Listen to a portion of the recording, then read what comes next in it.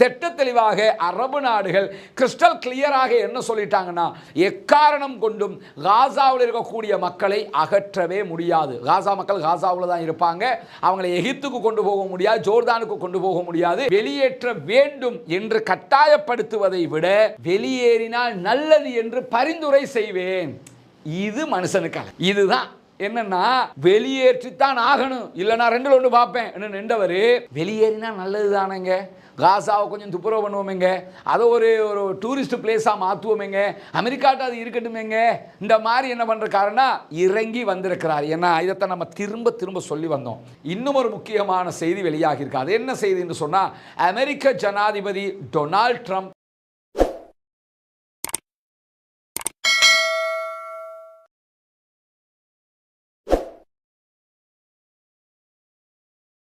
அன்பிற்கினிய சகோதர சகோதரிகளே, நம் அனைவர் மீதும் ஏக இறைவனுடைய அமைதியும் கருணையும் உண்டாகட்டுமாக என்கிற உயரிய பிரார்த்தனைகளோடு 35வது நாளாகவும் காசாவிலே ஏற்பட்டிருக்கக்கூடிய சமாதான உடன்படிக்கைகளுக்கு மத்தியிலே என்னவெல்லாம் நடக்கிறது என்கிற செய்திகளைத்தான் நாம் பார்க்க இருக்கிறோம். காசாவிலே இஸ்ரேலிய ஆக்கிரமிப்பு இராணுவம் தாக்குதலை ஆரம்பித்து இன்றோடு 505வது நாளாக யுத்தத்தினுடைய நாட்கள் கணக்கிடப்பட்டிருக்கின்றன. இந்த நிலையில தான் இன்றைய தினம் 6 இஸ்ரேலிய பணைய கைதிகளை உயிரோடு ஒப்படைத்திருக்கிறது பாலஸ்தீன விடுதலை அமைப்பு. அது மட்டுமல்லாமல் இந்த ஒப்படைப்போடு அவர்கள் ஒப்படைப்பதாக சொல்லி இருந்த 33 பணைய கைதிகளுடைய எண்ணிக்கை முடிவடைகிறது. முதல் கட்ட சமாதான உடன்படிக்கையும் நிறைவுக்கு வருகிறது எதிர்வருகிற மார்ச் மாதம் 1ஆம் தேதியோடு. இந்த நிலையில் இன்றைக்கு வெளியாகி இருக்கக்கூடிய பல முக்கியமான செய்திகளைத்தான் நாம் பார்க்க இருக்கிறோம். குறிப்பாக நமக்கெல்லாம் தெரியும், வியாழக்கிழமை மாலை இஸ்ரேலிடத்திலே 4 பணைய கைதிகளுடைய பாடிகள், ஜனாசாக்களை பாலஸ்தீன விடுதலை இராணுவம் ஒப்படைத்திருந்தது. அந்த உடல்களில், பாடிகளில் ஷிரி பிபாஸினுடைய உடலும் இருந்தது. ஷிரி பிபாஸ் அவருடைய 2 குழந்தைகள் இந்த யுத்தத்திலே பணைய கைதிகளாக இருக்கிற போது இஸ்ரேலுடைய குண்டு தாக்குதலில் கொல்லப்பட்டது மட்டுமல்லாமல் அவருடைய கணவர் உயிரோடு பாதுகாக்கப்பட்டிருந்தார். அவரை ஆல்ரெடி நடத்தப்பட்ட கேப்டிவ்ஸ் பரிமாற்றத்தில் பாலஸ்தீன விடுதலை அமைப்பு வழங்கி இருந்தது. இந்த நிலையில் வியாழக்கிழமை கொடுக்கப்பட்ட ஷிரி பிபாஸினுடைய உடலும் அவருடைய 2 பிள்ளைகளுடைய உடலையும் பரிசோதனை செய்ததில் அவர்களில் ஷிரி பிபாஸினுடைய உடல் அங்கு கிடையாது என்று சொல்லி ஒரு பதட்டமான சூழ்நிலை ஏற்பட்டது மட்டுமல்லாமல் பெஞ்சமின் நெதன்யாகு உள்ளிட்டவர்களே இது மிகப்பெரிய சர்வதேச விதிமீறல், யுத்த நிறுத்த மீறல் என்கிற வார்த்தைகளை சொன்னது மட்டுமல்லாமல் இதற்கு மிகப்பெரிய விலை கொடுக்க வேண்டி வரும் என்கிற எச்சரிக்கைகளை எல்லாம் சொல்லி இருந்தார்கள். இப்படியான எச்சரிக்கைகளுக்கு மத்தியில் தான் இன்றைய தினம் இஸ்ரேலிய ஆக்கிரமிப்பு அரசாங்கத்தினுடைய பரிசோதனை குழு பாலஸ்தீன விடுதலை அமைப்பு தந்த உடல்களில் ஷிரி பிபாஸினுடைய உடல் இருக்கிறது, அந்த எச்சங்கள் அதை உறுதிப்படுத்துகிறது என்று சொல்லி அறிவித்திருக்கிறார்கள். எனவே ஷிரி பிபாஸினுடைய பிரச்சனை இன்றோடு முடிவுக்கு வந்து விடுகிறது என்கிற நிலையில தான் இன்றைய தினம் 6 பேர் இஸ்ரேலியர்கள் பாலஸ்தீன விடுதலை இராணுவத்தினால் விடுதலை செய்யப்பட்டிருக்கிறார்கள். இந்த விடுதலை நிகழ்வும் இன்றைக்கு 2 இடங்களில் நடைபெற்றது. முதல் கட்டமாக ரஃபாவில் நடைபெற்றது, அது தெற்கு காசா, சவுத் காசாவில் இருக்கக்கூடிய பகுதி. இரண்டாவதாக நுசைராத் அகதிகள் முகாம் பகுதிகளிலே நடந்தது. இந்த யுத்தத்தில் ரொம்ப அதிகமாக தாக்குதலுக்குள்ளான ஒரு பகுதி என்று சொன்னால் அது நுசைராத் அகதிகள் முகாம் பகுதி தான். இந்த 2 இடங்களில் வைத்து தான் கைதிகள் பரிமாற்றம் நடந்தது.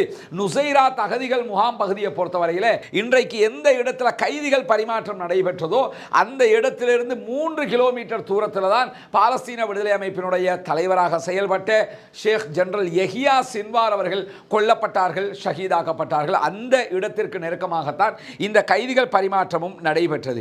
இப்படி 2 கட்டமாக இன்றைய தினம் கைதிகள் பரிமாற்றம் நடைபெற்றது. இந்த கைதிகள் பரிமாற்றம் நடக்கிற போதும் மிக முக்கியமான ஒரு செய்தியை உலகத்திற்கு அவர்கள் சொல்லி இருந்தார்கள். என்னன்னா, ஒவ்வொரு முறையுமே கைதிகளை பரிமாற்றம் பண்ணுகிற போது அவங்க உலகத்துக்கு ஒரு முக்கியமான செய்தியை சொல்லிக்கிட்டே இருக்கிறாங்க. அதிலே அவர்கள் இத்தனை நாட்களில் சொன்ன ஒரு முக்கியமான செய்தி என்னன்னு சொன்னா, காசாவினுடைய அழிவுகளை ஒவ்வொரு இடத்திலும் அவர்கள் மிக துல்லியமாக சர்வதேசத்திற்கு உலகத்திற்கு காட்டி விடுகிறார்கள். இன்றைக்கு நுசைராத் கேம்ப்ல கைதிகள் பரிமாற்றம் நடைபெறுகிறது என்றால் நுசைராத் எவ்வளவு அழிவுக்குள்ளாகி இருக்கிறது என்பதை சர்வதேச ஊடகங்கள் பார்க்கிற சந்தர்ப்பமாக அது மாறிவிடுகிறது. அதே போன்று ரஃபாவுல இன்றைக்கு கைதிகள் பரிமாற்றம் நடக்கிற போது ரஃபாவுல எவ்வளவு அழிவுகள் ஏற்பட்டிருக்கிறது என்பதையும் அங்கிருக்கக்கூடிய பாலஸ்தீன இராணுவத்தினுடைய பலம் எவ்வளவு என்பதையும் அவர்கள் சர்வதேசத்திற்கு சொல்லிவிடுவது மட்டுமல்லாமல் பின்னாடி வைத்திருந்த கட் அவுட்டில் அவர்களுடைய தளபதிகளுடைய தலைவர்களுடைய புகைப்படங்களையும் வைத்திருந்தார்கள், வெற்றி தொடர்பான வாசகங்களையும் எழுதியிருந்தார்கள். இந்த நிலையில் அதிகமான பாலஸ்தீன இராணுவம் அங்கே குவிக்கப்பட்டிருந்தது. குவிக்கப்பட்டது மட்டுமல்லாமல் ஒரு பகுதிகளில் அக்டோபர் 7ஆம் தேதி 2023 இஸ்ரேலுக்குள் புகுந்து அவர்களுடைய ஆட்களை பணைய கைதிகளாக பிடித்த நேரத்தில் பாலஸ்தீன விடுதலை இராணுவம் கைப்பற்றியிருந்த இஸ்ரேலுடைய ஆயுதங்களும் இன்றைக்கு காட்சிக்கு வைக்கப்பட்டிருந்தது. அக்டோபர் 7th உங்க வெப்பனை எல்லாம் நாங்கள் கைப்பற்றியிருக்கிறோம், அந்த வெப்பன்ஸ் தான் இதுன்னு சொல்லி அவங்க அதையெல்லாம் கண்காட்சியாக வைத்திருந்தார்கள். அதையும் இன்றைக்கு சர்வதேச ஊடகங்கள் ஒரு செய்தியாக மாற்றியிருப்பது மட்டுமல்லாமல் அங்க நின்ன பாலஸ்தீன விடுதலை இராணுவத்தினுடைய ஆட்களை நம்ம பார்த்தோம்னு சொன்னா மிக பயங்கரமான ஆயுதங்களை எல்லாம் அவர்கள் கையிலே வைத்துக் கொண்டிருந்த காட்சிகளை பார்க்க முடிந்தது. ராக்கெட் மூலமாக இயக்கப்படுகிற குண்டுகள் கொண்ட ஆயுதங்கள் அவங்க கையிலே வச்சிருந்தாங்க. அதே போன்று கனரக துப்பாக்கிகள் அவர்கள் கையிலே வைத்திருந்தார்கள். இப்படி ஆயுதங்கள், பலமான ஆயுதங்களோடு தான் அவர்களுடைய ஆட்கள் நின்றிருந்த காட்சிகளும் அங்கே இருந்த நிலையில் பொதுமக்களும் ஆயிரக்கணக்கானவர்கள் இந்த காட்சிகளை காண்பதற்காக அங்கே திரண்டிருந்தார்கள். இந்த மாதிரியான ஒரு நேரத்தில் தான் இன்றைக்கு பணைய கைதிகள் விடுவிக்கப்பட்டார்கள். அதனுடைய காட்சிகள் சர்வதேச அளவிலே ஒரு முக்கியமான இடத்தை பிடித்திருக்கின்றன. இப்படி ஒரு சந்தர்ப்பமாக இது மாறி இருக்கும் போது இன்றைய தினம் விடுவிக்கப்பட்டிருக்கக்கூடிய 6 பணைய கைதிகளுக்கு பகரமாக இஸ்ரேலிய ஆக்கிரமிப்பு ராணுவம் 602 பாலஸ்தீனர்களை விடுதலை செய்கிறது. அதிலே 491 பாலஸ்தீன காசாவினுடைய கைதிகள் 100க்கும் மேற்பட்டவர்கள் பெண்களும் குழந்தைகளும் என்கிற செய்திகளும் வெளியாகி இருக்கிறது. எந்த காரணமும் இல்லாமல் குழந்தைகளை கூட அவங்க சிறை பிடிச்சிட்டு போயிடுறாங்க. அவர்களையும் இன்றைக்கு அவர்கள் விடுதலை செய்திருக்கிறார்கள் என்கிற செய்திகள் வெளியாகி இருக்கிறது. விடுவிக்கப்பட்டவர்கள் வெஸ்ட் பேங்குக்குரியவங்க வெஸ்ட் பேங்குக்கும், காசாவுக்குரியவங்க காசாவுக்கும் கொண்டு வரப்பட்டிருக்கிறார்கள்.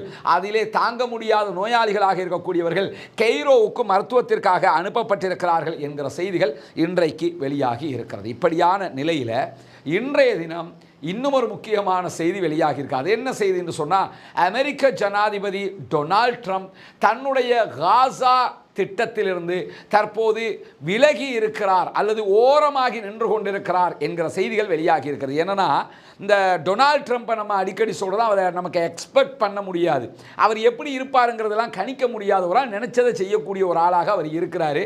அவர் ஆட்சிக்கு வந்ததுலேருந்து செய்யக்கூடிய வேலையெல்லாம் பார்த்தோம்னா தேவையில்லாத ஆணிகளை தான் பிடுங்கிக்கிட்டு இருக்கிறாருங்கிறது நமக்கு தெரியுது. கிரீன்லாந்தில் பிரச்சனை, அதே போன்று பனாமாவில் போய் பிரச்சனை, சைனாவோட ஒரு எக்கனாமிக் வாரை ஸ்டார்ட் பண்ணியிருக்கிறாரு.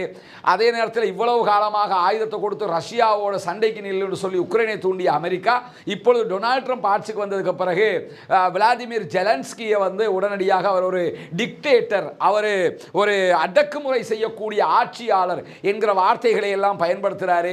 அவரோட முட்டி மோதிக்கிட்டு நிற்கிறாரு, ரஷ்யாவோட சமாதானமாக போயிருங்கிறாரு. இந்த மாதிரி அவர் செய்யக்கூடிய வேலையெல்லாம் பார்த்தீங்கன்னா எதுக்கு செய்கிறாரு, எப்படி செய்கிறாருங்கிறதையெல்லாம் யோசிக்கிற அளவுக்கு அவருடைய செயல்பாடுகள் மாறிக்கொண்டே வருகிறது. இப்படியான நிலையில் காசாவில் இருக்கக்கூடிய மக்கள் அத்தனை பேரையும் ஒட்டுமொத்தமாக ஜோர்தானுக்கும் எகிப்துக்கும் அனுப்ப வேண்டும். காசாவை நாங்கள் கைப்பற்றிக் கொள்வோம். காசாவை மத்திய கிழக்கினுடைய ஒரு சுற்றுலா தலமாக மாற்ற இருக்கிறோம்.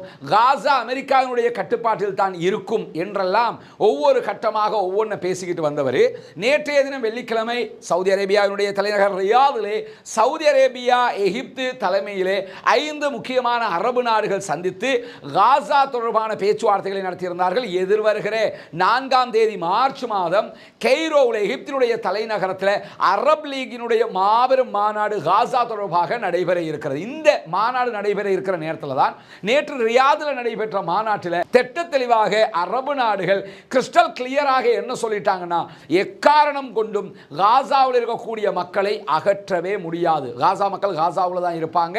அவங்களை எகிப்துக்கு கொண்டு போக முடியாது, ஜோர்தானுக்கு கொண்டு போக முடியாது. அமெரிக்க ஜனாதிபதி டொனால்ட் ட்ரம்ப் ட்ரம்பினுடைய திட்டத்தை மொத்தமாக நாங்கள் புறக்கணிக்கிறோம் என்று சொல்லி அறிவித்திருந்தார்கள். இந்த செய்திகளை அப்படியே வைங்க. இப்போ உலகத்தில் என்ன நடக்குதுங்கிற அடுத்த கட்டத்தை பாருங்க. என்னவெல்லாம் நடக்கிறது?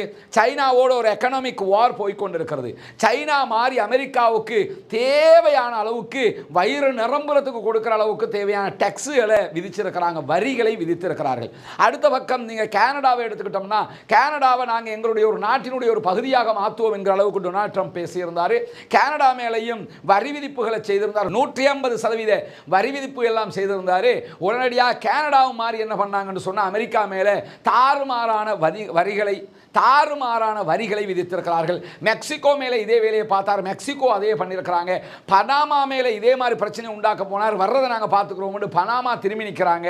ரஷ்யாவில் உக்ரைனுக்கு எதிரான யுத்தம் நடைபெற்று வருகிறது. அதிலே ரஷ்யாவையும் உக்ரைனையும் சமாதானப்படுத்துகிற முயற்சிகளை தான் செய்வதாக சொல்லிக்கொண்டு உக்ரைன் அதிபர் விளாடிமிர் ஜெலன்ஸ்கியை உடனடியாக ஒரு டிக்டேட்டராக சுட்டிக்காட்டி பெரும் எதிர்ப்பை அவர் சம்பாதித்துக் கொண்டிருக்கிறார். இப்படி ஒரு புறம் அவர் என்ன செய்கிறாருங்கிறதை வழங்காம காரியங்கள் நடைபெற்றுக் கொண்டிருக்கும் போது சவுதி அரேபியா தான் ரஷ்யா உக்ரைனுடைய சமாதான பேச்சுவார்த்தைகளை நடத்துகிறார்கள். இந்தியா ரொம்ப நெருக்கமாக சவுதியோடு செயல்படுகிறது. சீனா சவுதியை தவிர்க்க முடியாத ஒரு சக்தியாக ஏற்றுக்கொண்டிருக்கிறது.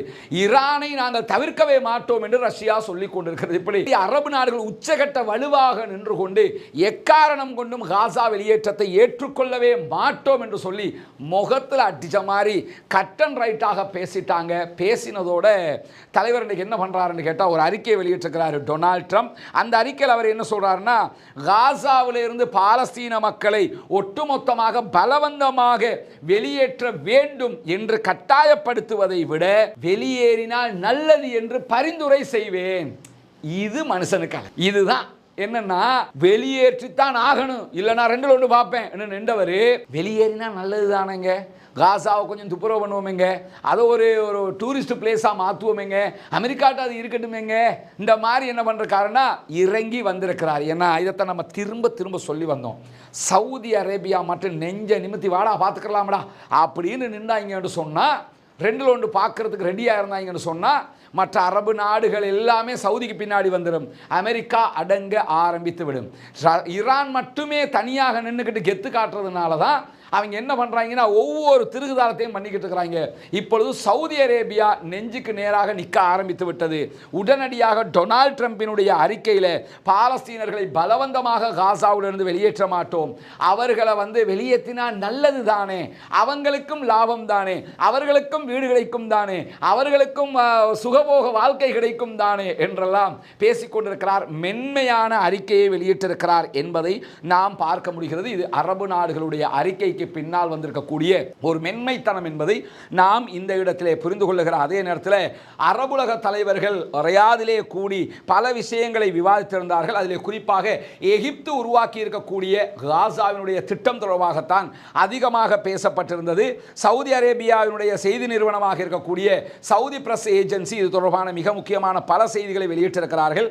அந்த செய்திகளை எதிர்வருகிற மார்ச் 4 கெய்ரோவில் மாபெரும் அரபு உச்சி மாநாட்டை நடத்துவது என்கிற தீர்மானம் உறுதி செய்யப்பட்டிருக்கிறது. இஸ்ரேலுக்கும் பாலஸ்தீன விடுதலை அமைப்புக்கும் இடையிலே போர் நிறுத்தம் 2ஆம் கட்டம் ஏற்பட்டால் எகிப்து மறுசீரமைப்பு திட்டங்களுடைய முதல் கட்டத்தை தொடங்கும். எகிப்து உள்ள போவாங்க, அவங்களுடைய ஃபோர்ஸஸை வச்சு அல்லது வேறு ஆட்களை வைத்து என்ன பண்ணுவாங்கன்னா தொண்டு நிறுவனங்களை வச்சு காசாவை சுத்தம் பண்ணுகிற அந்த காரியத்தை தொடங்க இருக்கிறாங்க என்கிற செய்திகளோடு காசாவை கட்டி எழுப்புவதற்கு சுமார் 53 பில்லியன் US டாலர்கள் தேவைப்படும் என்பது மட்டுமல்லாமல் 10 ஆண்டுகள் அளவுக்கு இதனுடைய காலம் எடுக்கும் என்கிற செய்திகளும் இந்த மாநாட்டிலே கலந்துரையாடப்பட்டிருக்கிறது, பேசப்பட்டிருக்கிறது. மீண்டும் காசாவை கட்டி எழுப்புவதற்கு அரபு நாடுகள் அர்ப்பணிப்போடு செயல்படுவதற்கு தயாராக இருப்பதாக அறிவித்திருக்கிறார்கள். தேவையான எல்லா உதவிகளையும் எகிப்து வழியாக காசாவுக்கு செய்வதற்கும் தயாராக இருப்பதாக இன்றைக்கு வெளிப்படையாகவே அறிவித்திருக்கிறாங்க. அல்ஹம்துலில்லாஹ். இந்த 53 பில்லியன்ங்கிறது சவுதி அரேபியாவை தூக்கி எடுத்துட்டு போங்கன்றான். ஏன்னா அமெரிக்காவில் சவுதி அரேபியா 600 பில்லியன் US டாலர்களை இன்வெஸ்ட் பண்ண இருக்கிறாங்க. டெக்னாலஜிக்கலி 600 பில்லியன் அமெரிக்காவில் பிசினஸுக்காக இன்வெஸ்ட் பண்றாங்கன்னா 53 பில்லியன்ங்கிறது அவங்களுக்கு மிட்டாய் காசா இல்லையா? கத்தாருக்கு அது ஒரு காசா? உலகத்திலேயே மிக பிரம்மாண்டமான கேஸ் ஏற்றுமதியாளர்களாக இருக்கிறாங்க. UAEக்கு இதெல்லாம் ஒரு காசா? குவைத்துக்கு இதெல்லாம் ஒரு காசா? எந்த நாடு யாரை எடுத்துக்கிட்டாலும் இந்த காசெல்லாம் ஒரு பெரிய காசே கிடையாது. எனவே அரபு நாடுகளே இதை சமாளிச்சிருவாங்க, யூரோப்பிய யூனியனுடைய தேவை இல்லாமலேயே இதை செய்துவிட முடியும் என்கிற நம்பிக்கை இந்த கூட்டத்திற்கு பிறகு அவர்களுக்கு வந்திருக்கிறது என்கிற நிலையில தான் எகிப்தினுடைய முன்னாள் தூதுவர் என்ன பண்றாருன்னா இன்னைக்கு ஒரு முக்கியமான அறிக்கையை விடுத்திருக்கிறார். அது என்ன சொல்றாருன்னா, ரியாதில் நடைபெற்ற அரபு நாடுகளுடைய கூட்டமைப்பினுடைய மாநாட்டில் சொல்லப்பட்டிருக்கக்கூடிய ஒரு முக்கியமான செய்தி என்னன்னு சொன்னா, ஒரு மிகப்பெரிய நோ என்பதை டொனால்ட் ட்ரம்புக்கு அரபு நாடுகள் முகத்தில் அடித்தால் போல் சொல்லி இருக்கிறார்கள். நோ, நீங்க சொன்னதை நாங்கள் ஏத்துக்கிற மாட்டோம் அப்படி சொல்லல, ஒரு மிகப்பெரிய நோவை சொல்லியிருக்கிறாங்க. இல்லை என்பதை பெரிய பிரம்மாண்டமான இல்லையாக சொல்லி இருக்கிறார்கள். டொனால்ட் ட்ரம்பினுடைய இந்த திட்டம் சட்டவிரோதமானது என்பதையும் அரபு நாடுகள் ஒருபோதும் ஏற்றுக்கொள்ள மாட்டாது என்பதையும் திடமாக அவர்கள் சொல்லியிருக்கக்கூடிய நேரத்தில் தான் இருக்கக்கூடிய ஒரு பிரச்சனையாக எதிர்பார்க்கப்படுகிறது என்று சொன்னால், பாலஸ்தீன விடுதலை இராணுவம் ஆட்சியிலே இருக்கும், எனவே என்ன செய்வது என்பதுதான் ஒரு கேள்வியாக இருக்கிறது என்று சொல்றார். இந்த கேள்வியை பொறுத்தவரை அரபு நாடுகள் காசு கொடுக்கிறதா இருந்தால் இது கேள்வியே கிடையாது. யூரோப்பிய யூனியனோ அமெரிக்காவோ பணம் கொடுக்கிறதாக இருந்தால் தான் பாலஸ்டைன் விடுதலை இராணுவம் அங்கே இருக்கிறாங்க, எனவே நாங்கள் தரமாட்டோம்னு டிமாண்ட் பண்ண முடியும். அரபு நாடு அள்ளி கொடுக்கிறதா இருந்தால் எதுக்கு, எந்த டிமாண்டுமே தேவையில்லை, அவங்களே அள்ளி கொடுத்துட்டு போயிடுவாங்கிறதா இங்கே முக்கியமாக கவனிக்கப்பட வேண்டிய ஒன்றாக இருக்கிறது. இப்படியான நேரத்தில் நியூயார்க்கில் இருக்கக்கூடிய இஸ்ரேலுடைய முன்னாள் தூதர் அலோங் பிங்காஸ் என்கிறவர் ஒரு முக்கியமான அறிக்கையை வெளியிட்டிருக்கிறார். அதில் அவர் என்ன சொல்றாருன்னா, காசாவிலிருந்து பாலஸ்தீன விடுதலை அமைப்பை அகற்றணும்னு சொல்றீங்க, தற்போதைய நிலையில் அது சாத்தியப்படுகிற ஒரு திட்டமே கிடையாது. அவங்க இல்லாமல் வேறு யார் காசாவுக்குள்ள இருக்கிறாங்க, பார்க்குற இடமெல்லாம் அவங்க தான் இருக்கிறாங்க. எனவே காசாவில் பாலஸ்தீன விடுதலை அமைப்பினுடைய இடைவெளியை யாராலும் நிரப்ப முடியாது என்கிற நிலையில் பாலஸ்தீன விடுதலை அமைப்பினுடைய பொலிட் பீரோ உறுப்பினராக இருக்கக்கூடிய பஸ்ஸாம் நாயிம் அவர்கள் இன்றைக்கு ஒரு அறிக்கை வெளியிட்டிருக்கிறார். அதில் அவர் என்ன சொல்றாருன்னு கேட்டால், நாங்கள் ஆட்சியை கைவிடுவதற்கு தயாராக இருக்கிறோம், சில நிபந்தனைகள் இருக்கிறது. குறைந்தபட்சம் ரமல்லாவை ஆட்சி செய்து கொண்டிருக்கக்கூடிய, வெஸ்ட் பேங்க் ஆட்சி செய்து கொண்டிருக்கக்கூடிய பாலஸ்தீன அத்தாரிட்டி இடத்துல, ஃபத்தாஹ் இடத்துல கூட நாங்கள் ஆட்சியை கொடுக்கறதுக்கு எங்களுக்கு எந்த பின்னடைவும் கிடையாது, நாங்கள் தயாராக இருக்கிறோம். எகிப்தினுடைய முன்மொழிவை கூட நாங்கள் வரவேற்கிறதுக்கு தயாராக இருக்கிறோம். ஆனால் இஸ்ரேலிய ஆக்கிரமிப்பு இராணுவம் ஒட்டுமொத்தமாக எல்லா பகுதிகளில் இருந்தும் காசாவினுடைய எல்லைகளில் இருந்து வெளியேறிவிட வேண்டும். அதே நேரத்தில் பாலஸ்தீனத்திற்கு உண்மையான தேசிய இலக்காக இருக்கக்கூடிய தனி நாடு அந்தஸ்து வழங்கப்பட வேண்டும். பாலஸ்டைன் ஒரு நாடுன்னு அறிவிச்சு விட்ருங்க, நாங்கள் ஆட்சியில் இருந்தால் என்ன இல்லாட்டி என்ன, யார் ஒரு குப்பை சுப்பன் வந்து ஆட்சியை செஞ்சுட்டு போகட்டுமே, நமக்கு என்ன வேண்டி கிடக்குது, நாங்கள் இருக்கிறத எதுக்குண்டா சுதந்திரத்தை வாங்குறதுக்கு. நீங்கள் சுதந்திரத்தை தந்துட்டீங்கன்னா நாங்கள் ஆட்சியில் இருக்கவே வேண்டியதில்லை. லாஜிக்கலி அவர் என்ன செய்கிறாருன்னா அழகான ஒரு நெத்திப்பொட்டு பதிலை சொல்லியிருக்கிறார். எனவே நீங்கள் பாலஸ்தீனத்துக்கு தனி நாடு சுதந்திரத்தை தந்துடுங்க, நாங்கள் ஆட்சியில் இருந்து ஒதுங்கிக் கொள்கிறோம், எங்களுடைய சுய நிர்ணயத்தை வென்றெடுக்கிற வரைக்கும் இதனை நாங்கள் தொடருவோம் என்று சொல்லி பஸ்ஸாம் நாயிம் அவர்கள் இன்றைக்கு பகிரங்கமாக அல் ஜசீராவுக்கு வழங்கியிருக்கக்கூடிய பேட்டியிலும் இந்த கருத்தை சொல்லியிருக்கிறார், அறிக்கையாகவும் அதனை வெளியிட்டிருக்கிறார். எனவே அரபு நாடுகளுடைய அப்ரோச்சும் அரபு நாடுகளுடைய நடவடிக்கைகளும் பாராட்டுக்குரியதாக இருக்கிறது. இந்த மாதிரியான செயல்பாடுகளால் தான் நமக்கு வெற்றி கிடைக்கும் என்பது நமக்கு தெரிகிறது. டொனால்ட் ட்ரம்பே பின்வாங்குகிற ஒரு நிலை தற்போது உருவாகி இருக்கிறது. அல்ஹம்துலில்லாஹ், பாலஸ்தீன மக்கள் வெற்றி பெற வேண்டும், பாலஸ்தீன மக்கள் சுதந்திரம் அடைய வேண்டும், பாலஸ்தீன மக்களும் நம்மை போன்ற நிம்மதியானவர்களாக மாற வேண்டும் என்கிற பிரார்த்தனை அல்லாஹ்விடத்திலே முன்வைக்க தவறிவிடாதீர்கள். பாலஸ்தீன மக்களுக்காக ஜனநாயக ரீதியாக குரல் கொடுக்க மறந்து விடாதீர்கள். ரஸ்மின் எம்ஐஎஸ்சி நியூஸ் என்கிற நம்முடைய சேனலை சப்ஸ்கிரைப் செய்யாத சகோதரர்கள் உடனடியாக சப்ஸ்கிரைப் செய்து கொள்கிற அதே நேரம் ரஸ்மின் எம்ஐஎஸ்சி அப்டேட்ஸ் என்கிற நம்முடைய சேனலையும் இணைந்து கொள்ளாதவர்கள் உடனடியாக இணைந்து கொள்ளுங்கள். வாட்ஸ்அப், டெலிகிராம் உள்ளிட்ட சேனல்களை இணைய விரும்புகிறவர்கள் கீழே டிஸ்கிரிப்ஷனில் இருக்கக்கூடிய அந்த சேனலுடைய லிங்கினூடாக நீங்கள் இணைந்து கொள்ள முடியும். நம்மை ஃபேஸ்புக், இன்ஸ்டாகிராம், டிக்டாக் அதே போன்று எக்ஸில் தொடர விரும்புகிற யாராக இருந்தாலும் ரஸ்மின் எம்ஐஎஸ்சி என்கிற பெயரை டைப் பண்ணி நீங்கள் ஃபாலோ செய்து கொள்ள முடியும் என்கிற செய்திகளையும் கூறிக்கொண்டு முடித்துக் கொள்கிறேன். வாஹிரு தஅவானா அல்ஹம்துலில்லாஹி ரப்பில் ஆலமீன்.